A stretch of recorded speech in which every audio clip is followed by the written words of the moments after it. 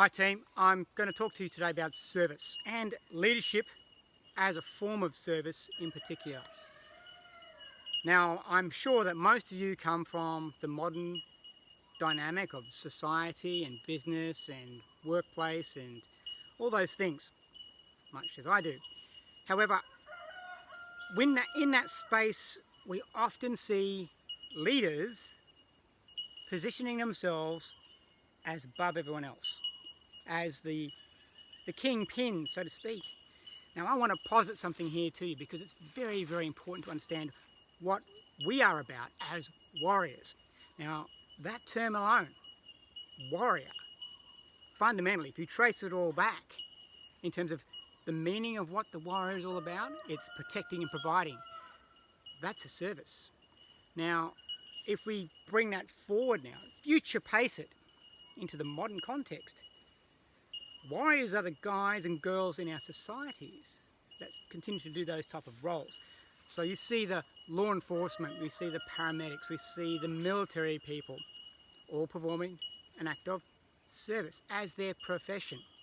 So that's one way of looking at that dynamic. The other way is seeing people with voluntary capacities and voluntary service things that they do for the community without any intention, potentially, of gain. That's a contentious issue because a lot of people, unfortunately, do the martyrdom thing. They fall on the sword, say, look at me, I'm serving the greater good, oh, woe is me, I'll keep going. It's fundamentally pathetic, but that's part of how some people experience service. And they'll be the first kind of people to jump on the bandwagon and say, oh, it's all about doing things for others. When it's self-serving, even service is selfish.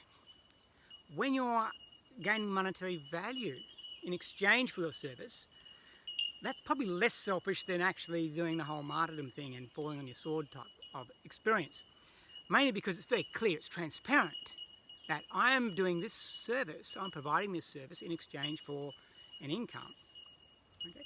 But that then is knocked on, paid forward, because by doing that service, then that person feeds a family.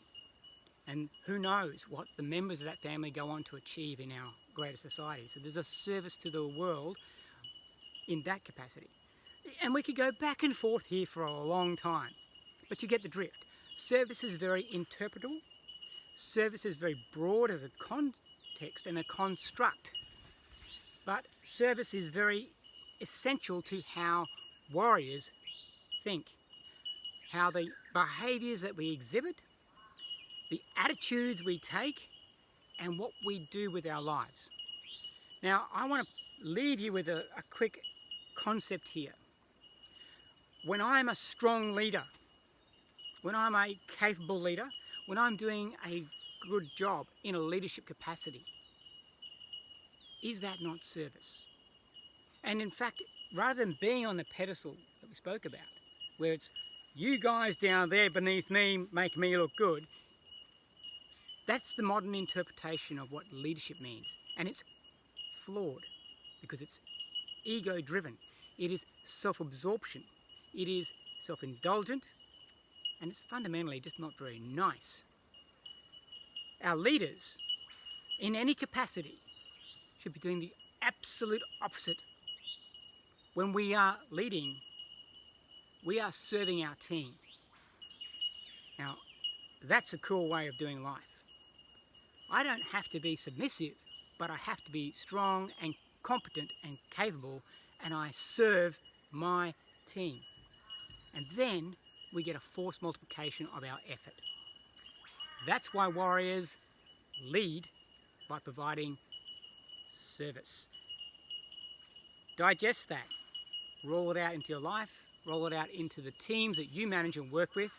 And if you're in a team as a player, think about the person that is leading your team and maybe think about encouraging them to look at leadership as a service as opposed to a self-supporting, self-licking ice cream.